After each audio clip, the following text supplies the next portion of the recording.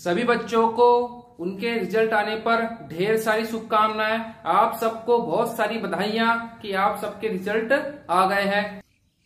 हाँ तो दोस्तों, आप लोगों के परीक्षा परिणाम आ चुके हैं और आप लोगों को इसकी जानकारी लग ही गई है कि किसको कौन से विषय में कितने कितने अंक मिले हैं और किसके कितने कितने प्रतिशत बने हैं।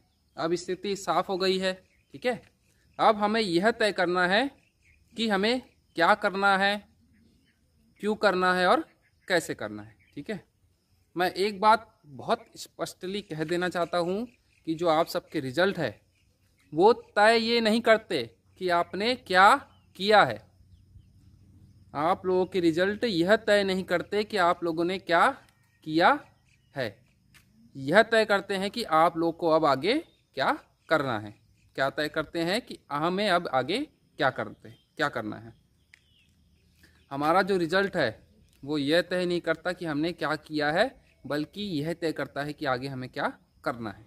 ठीक है, अब हमें ये इस चीज़ का निर्धारण करना पड़ेगा जो मैंने बताया आपको, क्या करना है, कैसे करना है और क्यों करना है। ठीक है, यही बात 10वीं वालों के लिए भी लागू होती है, यही बात 12वीं वालों के भी लागू होती है। 10वीं वालों के लिए विषय का चयन करना है, क्या करना है, कैसे करना है और क्यों करना है। ठीक है, और 12वीं वालों को स्थान का परिवर्तन करना है। ठीक है ना, एक स्थान से इंसान क्या करता है, दूसरे जो छात्र रहता है एक स्थान से दूसरे स्थान पर जाता है, अच्छी जगह पे पढ़ाई आगे की कॉलेज की वो करने का प्रयास करता है, अच्छे से अच्छे कॉलेज में दाखिला लेने की कोशिश करता है, बड़े शहरों में जाता है और बड़ी कोशिशें वो करता है। ठीक है, तो इस प्रकार से दोनों के लिए क्या है, दिशा का निर्धारण करना आवश्यक हो जाता है। ठीक है, अब हम देखते हैं कि जो परिस्थितियां हैं उसके अनुसार अभी के फिलहाल में जब तक के जो परिस्थितियां, ये परेशानी कम नहीं होती कोरोना की, तब तक के जो हमारे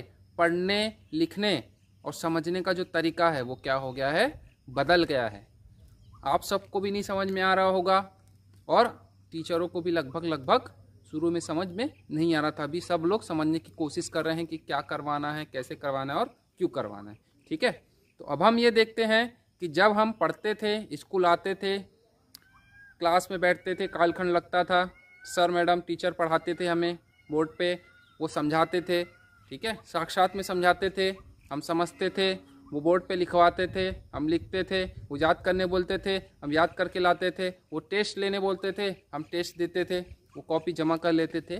तो ये जो पूरा जितना प्रारूप था सब कुछ अभी फ़िलहाल में चेंज हो चुका है, जब तक जो परिस्थितियाँ बदल नहीं सकती। अभी ऐसा हो गया है कि हर कुछ सभी चीज़ें आपके किस द्वारा से हो रही है, मोबाइल के माध्यम से हो रही है। जो आज आप सबके हाथ में जो साधन है मोबाइल, वो सबसे शक्तिशाली साधन है। ठीक है, सबसे शक्तिशाली इस रूप में है कि जैसे हम देखते हैं कि इसमें हम ये देख सकते हैं कि क्या हो चुका है, इसमें हम ये भी देखते हैं कि क्या हो रहा है और इसमें हम ये भी देख सकते हैं कि क्या होने वाला है। तो ऐसा कोई भी साधन या ऐसा कोई भी गैजेट या इस प्रकार की कोई भी वस्तु दुनिया में नहीं है जो ये चीज़ बताती है, केवल और केवल मोबाइल के सिवाय। ठीक है ना, तो मोबाइल ऐसी चीज़ है, इसलिए मैं इसको बोलता हूँ कि सबसे शक्तिशाली साधन है। ठीक है ना, अब हम मोबाइल का उपयोग करते हैं। ठीक है ना, तो मोबाइल का उपयोग भी हमको देखना है कि क्यों करना है, कैसे करना है और कब करना है। ठीक है ना, हम देखते हैं कि अगर हमको कोई चीज़ निकालनी है, ठीक है ना, तो हम सुबह से शाम तक भी बैठेंगे तो वो चीज़ हम नहीं निकाल पाएंगे, क्योंकि क्या होगा, हमारा ध्यान भटका हो जाएगा। जैसे हम YouTube पे निकालेंगे तो उस चीज़ से रिलेटेड कितने हज़ारों वीडियो आ जाएंगे, उसी को अगर हम गूगल में डालेंगे, अगर हमको खाली सन याद कर देखना है, स्थान याद करना है, जैसे महात्मा गांधी का जन्म कब हुआ था, कहाँ हुआ था, तो ये गूगल में डालेंगे तो वो तुरंत आ जाएगा और तुरंत 5 से 10 सेकंड में हम देख सकते हैं। और इसी को अगर हम YouTube पे डालेंगे तो बहुत सारे वीडियो आ जाएंगे, हम किसी एक वीडियो को देखेंगे फिर दूसरे को देखेंगे, तो इस प्रकार से बहुत समय लग जाएगा। ठीक है ना, तो यही है कि ये जो संसाधन है, जो सबसे शक्तिशाली जो साधन आपके हाथ में है, उसको कब, कैसे और क्यों उपयोग करना है, वो आप लोग को निर्धारित करना है। ठीक है, अब एक चीज़ ये है कि जब पहले की घटना में हम देखते थे, पहले के परिदृश्य में देखते थे, जब इस प्रकार की परिस्थिति नहीं थी कोरोना की, तो हम जब पढ़ने बैठते थे तब मोबाइल को हम अलग कर लेते थे, क्योंकि हम भी जानते हैं और परिवार वाले भी जानते हैं कि इससे क्या होता है, ध्यान भटकता है। किंतु अभी ऐसा हो गया है कि हमें इसको साथ में लेकर ही पढ़ने बैठना पड़ता है। इसके बिना, मोबाइल के बिना पढ़ाई संभव नहीं है, क्योंकि हर चीज़ हमको मोबाइल के द्वारा उपलब्ध कराई जा रही है। ठीक है ना। पहले क्या होता था कि अगर हम समझदार है, हम होशियार है, तो हम स्वेच्छा से अपना मोबाइल साइड में कर लेते थे और पढ़ने बैठ जाते थे। और हम अगर थोड़े होशियार नहीं हैं, मान के चलो ठीक है, तो क्या करते थे, घर वाले समझदार होते थे तो वो लोग हमसे हमारा मोबाइल ले लेते थे। ठीक है ना।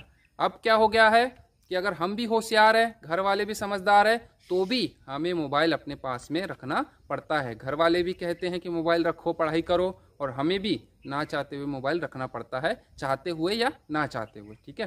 तो इस प्रकार से क्या हो जाता है कि हमको मोबाइल के द्वारा ही पढ़ाई करनी पड़ रही है। ठीक है ना। तो हमको यही देखना है कि इसमें से हमको क्या पढ़ना है, कैसे पढ़ना है और क्यों पढ़ना है।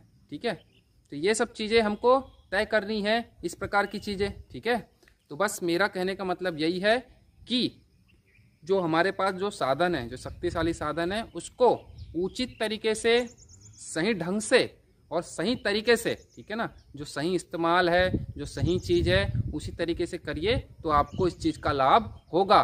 और अगर आप सही तरीके से नहीं करते हैं, सही चीज़ें नहीं खोजते हैं, ठीक है ना, तो आपको इससे हानि भी हो सकती है। ठीक है। तो आप सबसे यही विनती है, यही गुजारिश है कि आप लोग इसका बहुत ही अच्छी तरीके से उपयोग करें, जानकारी जुटाएं। ठीक है। अपना नॉलेज बढ़ाएं। ठीक है ना। अपने आप को क्या करें, जानकारी से परिपूर्ण करें, किंतु सही इस्तेमाल करें, सही तरीके से करें और सही उद्देश्य के कारण करें। ओके, चलो धन्यवाद।